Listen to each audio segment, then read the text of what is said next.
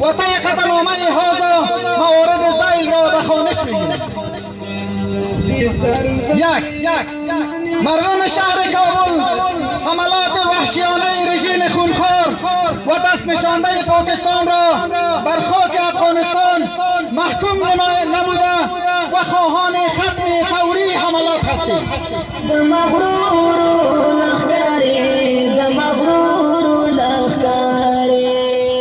منګه په دې خپل اماراتو ډېر زیات خوشحالي موږ په افغانستان کې دوه حکومتونه صحیح حکومتونه راغله چې یو امارات دي او یو سردار داود و د سردار داود نن دوی پسې اړولې ده. پاکستان ته وایم چې اول ځان اصلاح کا، اسلامي خلک یاستئ، مسلمان خلک یاستئ، که ځان نه اصلاح کوئ او د افغانانو جذبات راپورته شول د روسانو او د امریکایانو حال به وي نو بیا به توبې باسئ، بیا به هم توبه نه قبلېږي. انشاءالله تعالی فدایي حملې ته مو لاړي، مخامخ جنګ ته مو لاړي، هر څه ته ولاړي. موږ په هېڅ چا باندې بیا صرفه نه شو کولی، ولې په دې چې موږ خپل الله ته غاړه خلاصو، خپل پیغمبر ته په ورځ آخرت کې الله ته موږ غاړه خلاصو. اول پې غږ کوو چې ځان اصلاح کړه، چې ځان نه اصلاح کوي بیا موږ هېچا به هم پروا نه لرو. بیا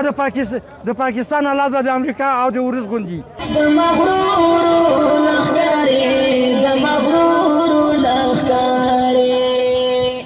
دوم ملت افغانستان در برابر هر گونه تجاوز متحد بوده و در کنار امارت اسلامی افغانستان می باشیم و از فداکاری های مجاهدین سربکف در خط مقدم جبهه حمایت و پشتیبانی می نماییم.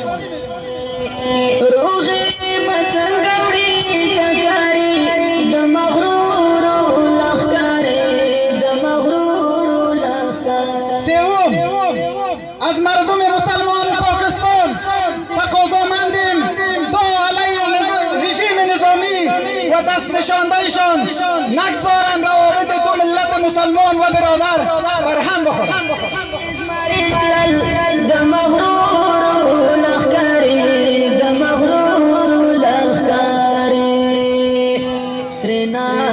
از کشورهای منطقه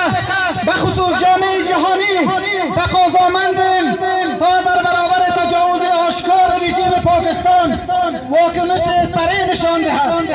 و نگذارند یک بار دیگر دامنه جنگ و خونریزی گسترش پیدا کند.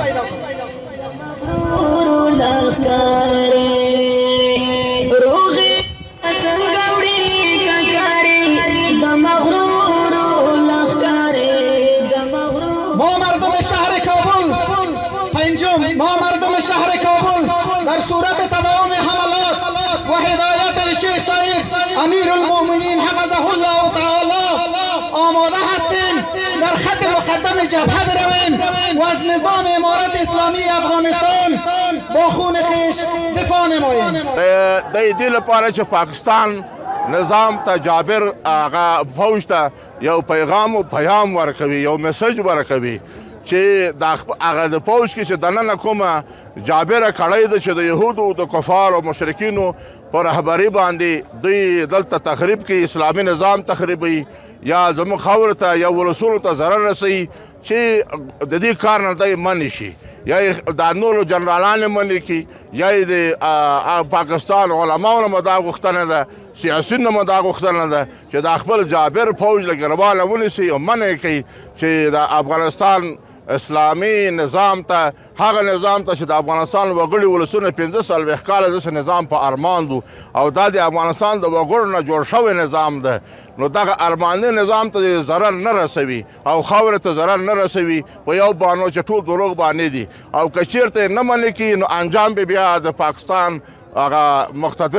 مقتدر نظام ته، فوج ته او پاکستان ته په خیر نه وي. دوی خو دلته اسلامي نظام تخریبوي، خو انشاءالله تعالی موږ افغانان علما او ولسونه ټول قومونه که هغه پښتانه دي، دري ژبه دي او که تاجک ته ازبک هزاره ټول د خپل نظام تر شا تاسې ولاړ یو چې بیا به انشاءالله دا سپین بیرغونه د پاکستان په ولایاتو په اسلام آباد به راپاند وي انشاءالله تعالی. لالمی په فرض کرتا غزا تملا تړلی په هر پلبی پل دمایش کملا تړلی په هر پلبی پل دمایش کملا تړلی مالک په نندار دی د جانان غزا نستای مالک په نندار دی د جانان غزا نستای او وای چې حتما یې نن بریا تملا تړلی ژوندی دی د پاکستان ملت مړ دی د پاکستان پوځي نظام دا مرتد نظام دا یهودي نظام د خپل امارات نه غوښتنه لرو چې موږ په وسلو سنبال کړي او اول ختم ولیږي دغه د موږ ارمان ده موږ جنگ ته آماده یو چې خپل د سره تیر شو د خپل ننگ و ناموس دفاع وکړو. مردم افغانستان برای خودتان برای تمام جهانیان معلوم است که در جنگ ترس راست نداره یکش بر صد می جنگه او چمتو استاد هستیم که قمانده شو از امیر صاحب ما یک دقیقه استاد نمیشیم نمیمانیمش یعنی د اسلام تر پښو لاندې کو د انساني حقوق تر پښو لاندې کو موږ دا غوښتنه لرو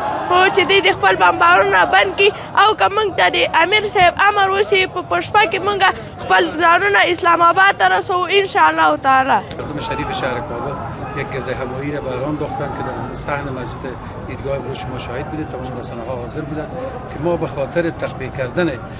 عملات رژیم نظامی پاکستان و دفاع از نیروهای امارت اسلامی افغانستان و در کنار امارت اسلامی افغانستان ایستاده شدن ما امروز یک گرد همایی را بران داختیم تا به جهانیان نشان بدیم که ما در کنار نیروهای نظامی امارت اسلامی افغانستان هستیم و از خاک و نوامیس ملی خود دفاع می‌کنیم.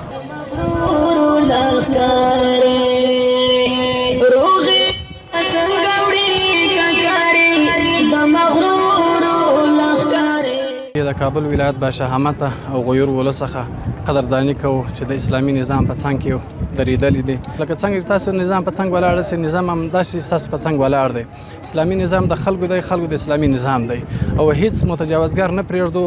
چې زموږ په خاورې کې تیری وکړي او تجاوز وکړي او د دوی تجاوزات ته په قاطع پاس هغه ورکوو قاطع جواب ورکوو انشاءالله.